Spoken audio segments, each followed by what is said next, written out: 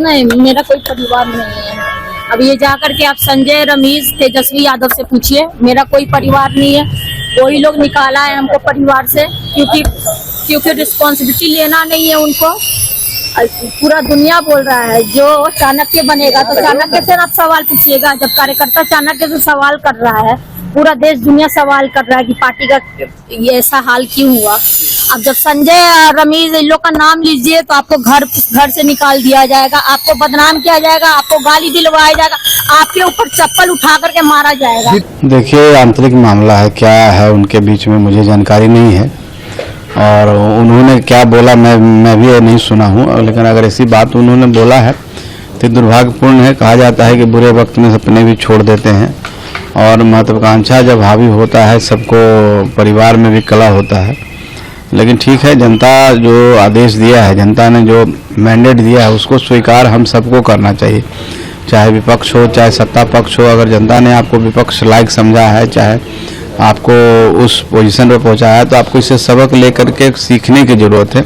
इस तरह से विचलित नहीं होनी चाहिए। ऐसा उनकी फैमिली में क्यों हो रहा है? पहले तेज प्रताप, फिर मीसा भारती, अब रोहिणी आचार्य, सभी आरोप लगा रहे हैं कि संजय यादव जो उनके चाणक्य माने जाते हैं, वो उनसे मिसबिहेव करते हैं और हार की जिम्मेवारी वो नहीं ले रहे हैं। अब उनके मैंने कहा ना कि आंतरिक मामला है, पारिवारिक मामला है, उनके पार्टी का मामला है। मुझे जानकारी तो बाहर से कुछ है नहीं।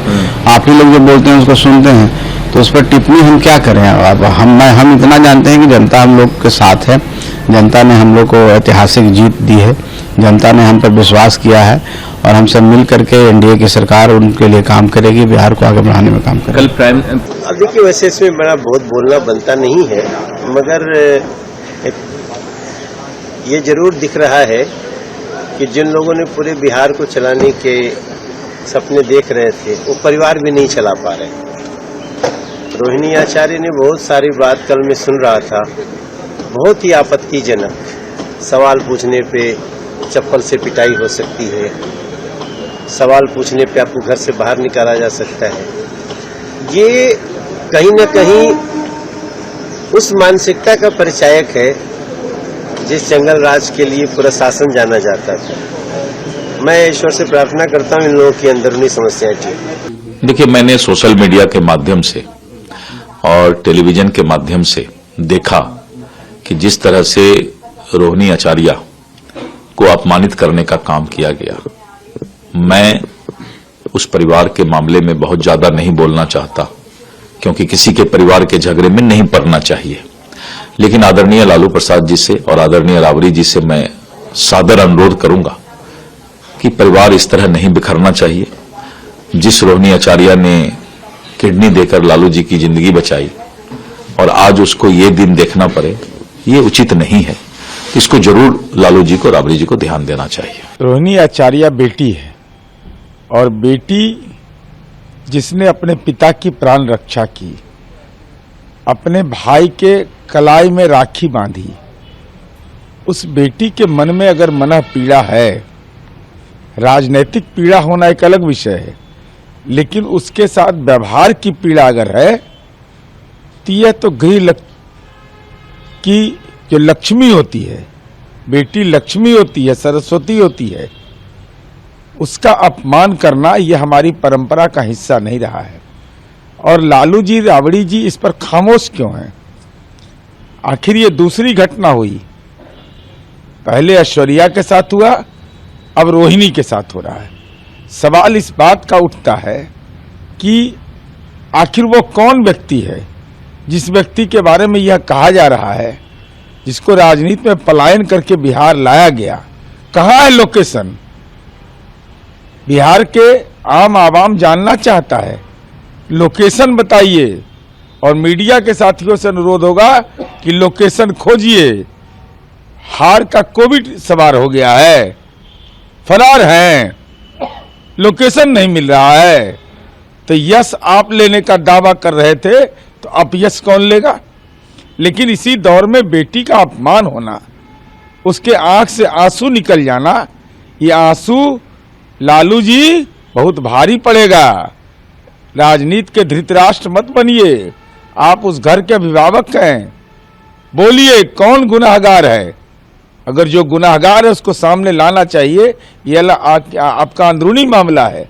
लेकिन रोहिणी के आंख से आंसू गिरा है, यह बिहार के और देश की बेटियों के लिए, ये हमारी परंपराओं के लिए चिंता का विषय है। रोहिणी यादव ने अपने पिताजी को किडनी भी दिया था। जिसने प्राण रक्षा किया, अपने भाई के कलाई में राखी बांधी, कभी भाई को निकाला जा रहा है, कभी बहन को निकाला जा रहा है, और बहन के आंख से आंसू निकल जाए और मैंने परिवार छोड़ दिया, ये मार्मिक बातें दिल को छू जाता है।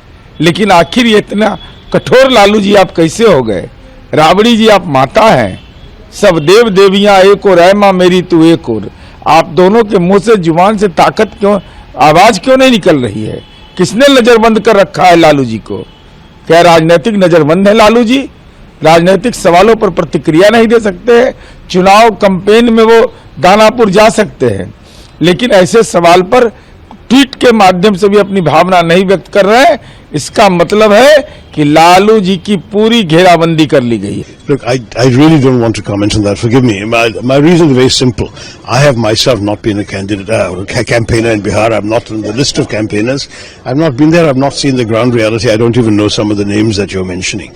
All I can say is that in the aftermath of an election, there should be introspection. Everyone should figure out what happened, what went wrong, what the issues were. And when that happens, some conclusions may follow. But right now, again, I'm not qualified to comment. ऐसा रोहिणी आचार्य ने राजनीति से और परिवार से, देखिए, उनके परिवार का मामला है, छोटी है। मेरे चुनाव में बहुत परिश्रम किया था, हो सकता है किसी प्रकार का निराशा हो, लेकिन मुझे लगता है कि राष्ट्रीय जनता दल और परिवार बिखरता जा रहा है और संकेत अच्छे नहीं।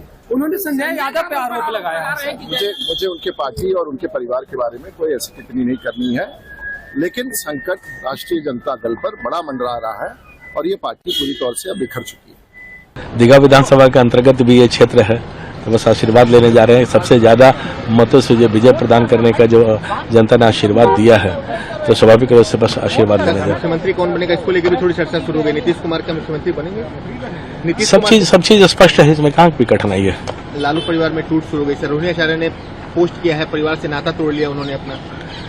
पारिवारिक कलह जो है अपने आप में सतह पे आना जो प्रारंभ हो गया है, तो वो लोग जवाब देंगे किस परिस्थिति में क्या क्या हो रहा है।